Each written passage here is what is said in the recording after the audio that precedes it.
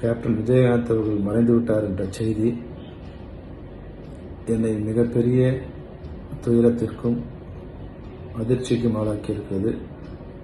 அவருடைய இறுதி நிகழ்ச்சியில் கூட கலந்துக்க முடியாத அளவுக்கு என் உடல்நிலை பாதிக்கப்பட்டிருக்கு. நான் மருத்துவமனையில் அனுமதிக்கப்பட்டிருக்கேன்.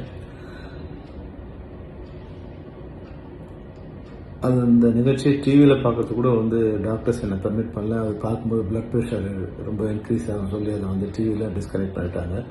எனக்கு என்னால் என் துயரத்தை பங்கு கொள்ள முடியாத அளவுக்கு, வார்த்தைகளால் வெளிப்படுத்த முடியாத அளவுக்கு மிகப்பெரிய துயரம் என்னை ஆளாக்கியிருக்கு. சாதாரண ஒரு மாணவனாக சொல்ல முடியாது என்ன ஆர்கே சொல்ல முடியா உலகம் முழுக்க அறிய செய்ததில் கேப்டனுக்கு மிகப்பெரிய பங்கு இருக்குது. அவருடைய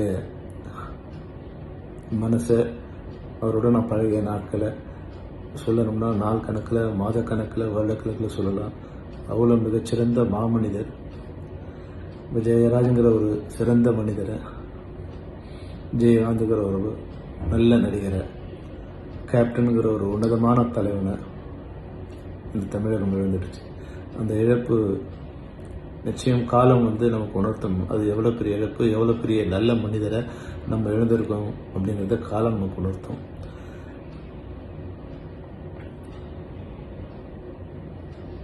நான் கடைசியாக அவரோட பிறந்தநாளுக்கு பார்க்கும்போது அவர் கைகளை நான் இருக அப்படி பிடிச்சிக்கிட்டாரு. கையை பிடிச்சிக்கிட்டு அது விடவே இல்லை. அந்த கையை அவர் விடவே இல்லை. அவருடைய கண்களே பார்த்துட்டு அந்த கண்கள் இருக்க தண்ணீர் அது வார்த்தைகளால் என்னென்னு என்னால் சொல்ல முடியாது. அது ஏறக்குறைய ஒரு 35 வருடங்களுக்கு முன்னால் மணிவண்ணனோட அசிஸ்டன்ட் டைரக்டராக நான் அவரை பார்க்க போகும்போது மணிவண்ணன் சொன்னார், இந்த படத்துக்கு ஒரு அசிஸ்டன்ட் ஃபில்ம் இன்ஸ்டியூட். அப்போது ஃபில்ம் இன்ஸ்டியூட்டில் அவன் படம் பண்ண ஒரு சமயம் அவர் அதே போல் என் கைகளை பிடிச்சி இறுக்கமாக கைகளை பிடிச்சிக்கிட்டு வெரி குட் அப்படின்னு சொன்னார். அதே போல் நான் கடைசியாக அவர் சந்திக்கும் போதும் என்னுடைய இரு கைகளை அவர் பிடிச்சிட்டு அப்படியே பேசாமல் பார்த்தார். அந்த பார்வையில் ஆயிரம் அன்பும் சொல்ல முடியாத விஷயங்களும் இருந்தது. அந்த மரணம் கடைசியில் இப்போ எனக்கு பெரிய சோகம். கடைசி நேரத்தில் அவர் இறுதி நிகழ்ச்சிகளும் கலந்துக்க முடியலையேன்னு பார்க்கும்போது ரொம்ப கஷ்டமாக இருக்குது. நிறைய பேர் டிவியில் நான் பார்த்துட்டே இருக்கும்போது கேப்டன் பேர் வச்ச செல்வமணி காணமேன்னு கொஞ்சம் பேர் சொல்லும்போது இன்னும் எனக்கு அந்த துயரத்தை என்னால் அதில் கலந்துக்க முடியல. நான் இங்கே வடபழனி சிம்ஸ் ஹாஸ்பிட்டல் தான் அட்மிட் ஆகிருக்கேன். இந்த வெளியேருந்து பார்க்கும்போது அந்த சத்தம் இந்த ரோடை கிராஸ் பண்ணி போகும்போது என் காதுகளில் இது நெருப்பு மாதிரி அது அந்த சத்தம் கேட்டுகிட்டே இருந்தேன்.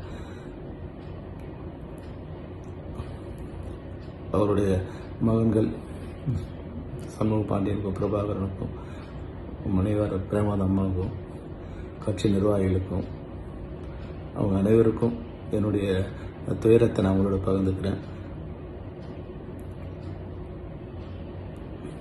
We miss you, sir. We miss you.